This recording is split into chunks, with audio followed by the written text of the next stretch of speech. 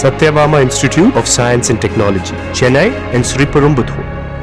இந்தியாவில் spinal muscular atrophy நோய்க்கான மருந்து தயாரிப்பு வழக்கில் நடப்பது என்ன என்பதை இப்பொழுது பார்க்கலாம்.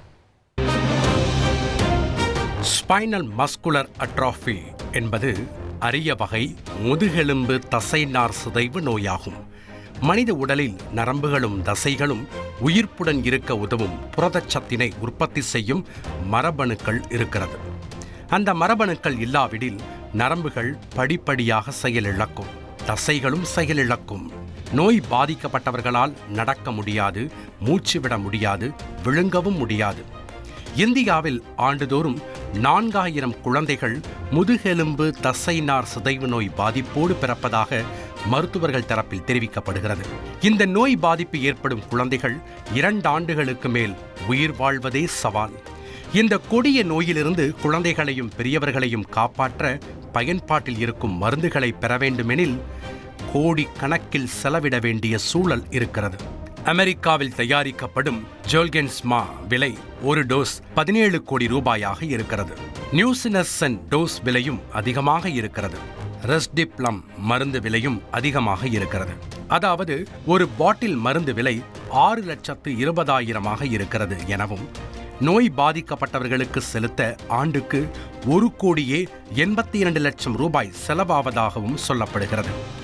இப்படி ஏழை எளிய மக்கள் அணுக முடியாத விலையில் மருந்துகள் இருக்கும் வேளையில் இதனை குறைக்கவும் உள்ளூரிலேயே தயாரிக்கவும் தொடர்ந்து மத்திய அரசுக்கு கோரிக்கை விடுக்கப்பட்டு வருகிறது.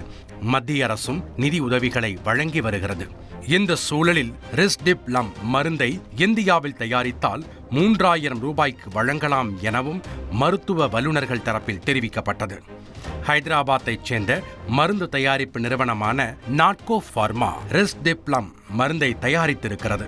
ஆனால் மருந்தை தயாரித்த சுவிஸ் நாட்டின் ரோச் ஃபார்மா நிறுவனம் தங்களது காப்புரிமையை மீறுவதாக டெல்லி உயர்நீதிமன்றத்தில் வழக்கு தொடர்ந்தது. மே 2015 முதல் மே 2035 வரையில் 20 ஆண்டுகள் காப்புரிமை கொண்டிருப்பதாக ரோச் ஃபார்மா நிறுவனம் தெரிவித்தது. மார்ச் 24 அன்று வழக்கு விசாரணைக்கு வந்தபோது நாட்கோ ஃபார்மாவுக்கு எதிரான ரோச் ஃபார்மா காப்புரிமை மீறல் வழக்கை டெல்லி உயர்நீதிமன்றத்தின் தனி நீதிபதி நிராகரித்தார். மருந்தை தயாரித்து மலிவு விலையில் கிடைக்கச் செய்ய முடிந்தால் அத்தகைய சூழ்நிலையில் காப்புரிமையை விட பொது நலனே மேல் என்று நீதிபதி கூறியிருந்தார்.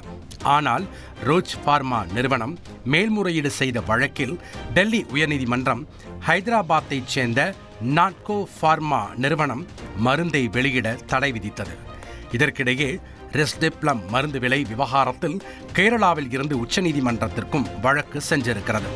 வழக்கை தொடர்ந்த பெண் ரெஸ்டிப்ளம் விலை பாகிஸ்தானிலும் சீனாவிலும் குறைவாக இருக்கிறது. அங்கெல்லாம் அரசாங்கம் தலையீடு காரணமாக விலை குறைவாக இருக்கிறது என குறிப்பிட்டிருந்தார். இவ்விவகாரத்தில் இந்தியாவில் குறைந்த விலையில் மருந்தை வழங்கலாமா என்று உச்சநீதிமன்றம் மத்திய அரசிடமும் ஸ்விஸ் ரோச் ஃபார்மா நிறுவனத்திடமும் பதிலை கோரியிருக்கிறது. வழக்கில் உச்சநீதிமன்றம் என்ன தீர்ப்பை வழங்கும் என்ற எதிர்பார்ப்பும் அதிகரித்துள்ளது. Satyabama Institute of Science and Technology, Chennai and Sriperumbudur.